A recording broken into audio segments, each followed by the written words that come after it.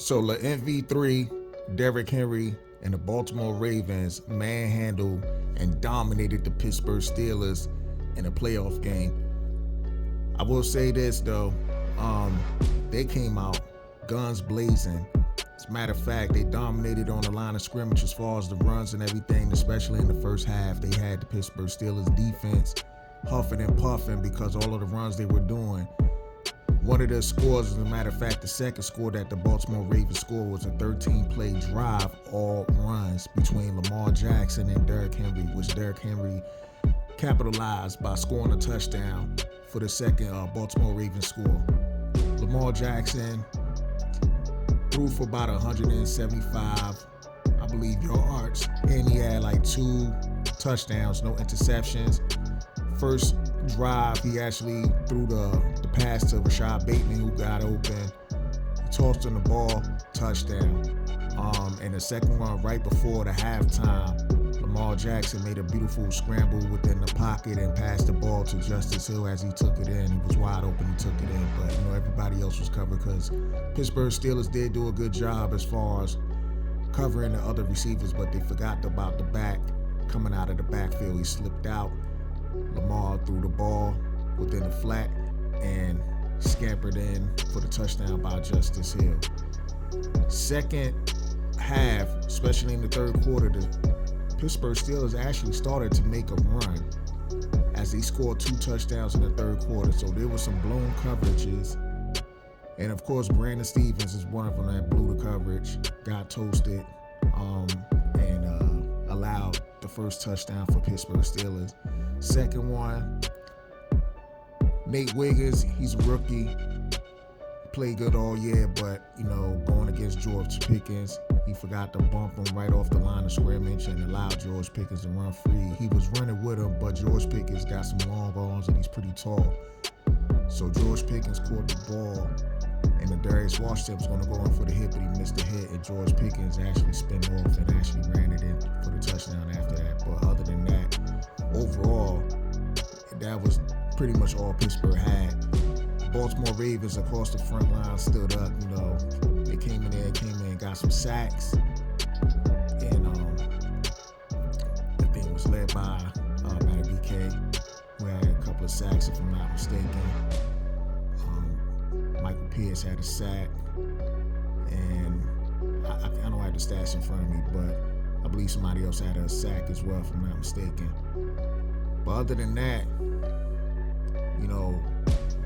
the Baltimore Ravens showed up.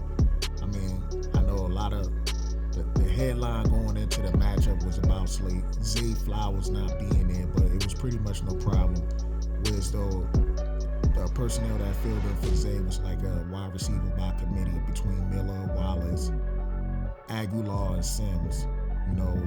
All these guys that filled in for Zay as far as that goes. Rashad Bateman, even though he had a touchdown, I believe he only had 2 receptions. The tight ends and stepped up. Isaiah Likely stepped up big time as well. And Mark Andrews, I know he had maybe about a catch or 2, but he wasn't really the main factor in the game. But the main focus in the game was something that the Pittsburgh Steelers couldn't stop, was between Lamar and Derrick Henry. Derrick Henry almost had 200 yards of rushing. And the fact of the matter was, Lamar Jackson, he had to run the ball a lot more. He had to play pretty much almost like the old Lamar Jackson to run the ball a lot more, because a lot of those play options, replays and stuff, Pittsburgh Steelers had usually everybody crashing in on a running back, and Derrick Henry, with as though they was trying to focus, try to get keep the ball in Lamar's hand, but it was still a crucial mistake at the end of the day, because Lamar took off and ran with the ball. And on top of that, you gotta understand, Lamar Jackson has become a better passer. You know what I'm saying? Matter of fact, this is probably the best passing he has ever done in his career. So he's so much of a dual threat. It's almost like, what can we do with this guy? It's like, what can we do with this guy? But anyway,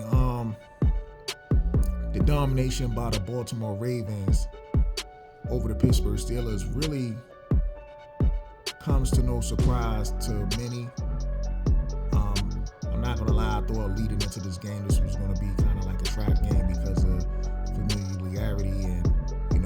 both of these teams know each other best because they're in the same division.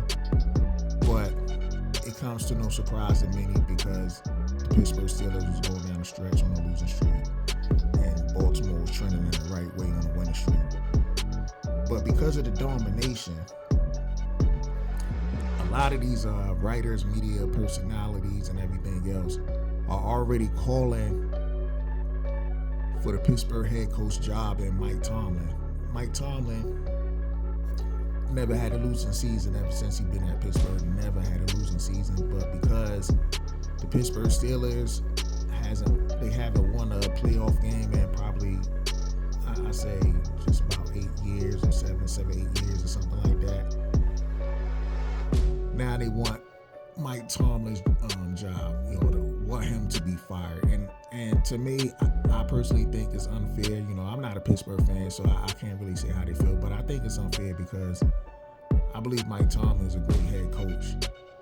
Now, has he won a Super Bowl ever since, years and years ago when he first got there? No, he hasn't. But he did get to 2 different Super Bowls. And he's still a great coach. But if they want to get rid of him, they better hope they have a damn good coach in waiting that's going to replace him. I will say that because I believe Mike Tomlin will get another head coaching job. I heard about talks of people talking about maybe trade him to like Chicago or something, a team that actually needs help in building, a team or whatnot. So that can be possible, but Pittsburgh needs to really do some soul searching as far as what they're going to do. Don't let the outside media influence have to make a decision, because at the end of the day, it wasn't like they were going to beat the Ravens anyway. Now, if this was any other team, then sure. Now, remember, leading into the playoffs, a lot of people were talking about, hey, if you get to the 5th seed, then you could, or you want to get to that 5th seed, so when you play the Houston Texans, you could beat them because they're struggling as well. See, the Houston Texans were also struggling going down the stretch, but they actually showed up yesterday and beat the Chargers, who were pretty one of the hot teams, leading into the playoffs. But see how that turned out. So at the end of the day, anything can happen on any given Sunday. If the team if they don't show up, they don't show up. Russell Wilson, he struggled in the first half. He ended up having a better second half. Well, I said a better third quarter. After that, the Baltimore Ravens defense stepped up. After those 2 touchdowns, they really stepped up. But yeah, so like I said, congratulations to my Baltimore Ravens. Hopefully we can get to the Super Bowl this year and dominate. It's like I said, it's a team effort. Coaching got to be on point. And speaking of coaching, I'm actually happy of the fact that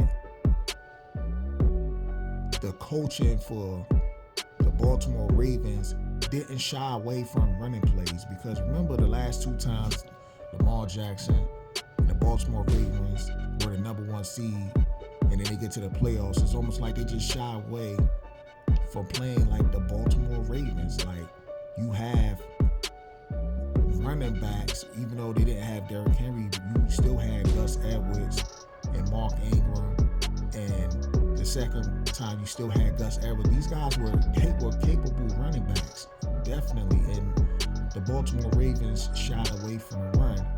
And I believe, especially last playoffs last season, I believe against Kansas City, they just I had blamed the coaching for that loss, because it wasn't like the score was like out of whack, so you got to keep passing. And just because you get down a touchdown doesn't mean you got to go straight passing all the time. You got to still mix it up and be yourself and play like the Baltimore Ravens. But anyway, looks like next week we could either be going to Baltimore, we could either be going to Buffalo if Buffalo wins, or we could host another playoff game at home, and that would be a rematch against the Houston Texans. We just beat them on Christmas. again, I wouldn't take Houston Texans for granted. They actually showed up and stomped out the Chargers. So let's stay focused and hopefully we be there.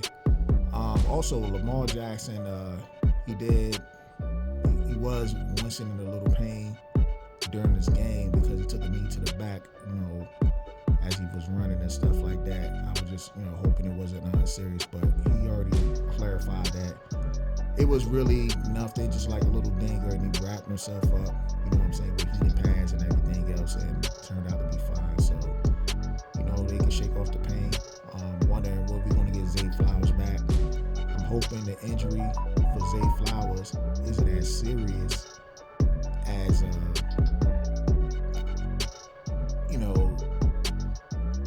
as it looked, I guess. Well, actually, it didn't look serious. So we're just hoping that his injury isn't serious, and hopefully he can make it back by next game. But we shall see. We shall see. But anyway, that's all I got. Bold and understanding. I'm out. Peace.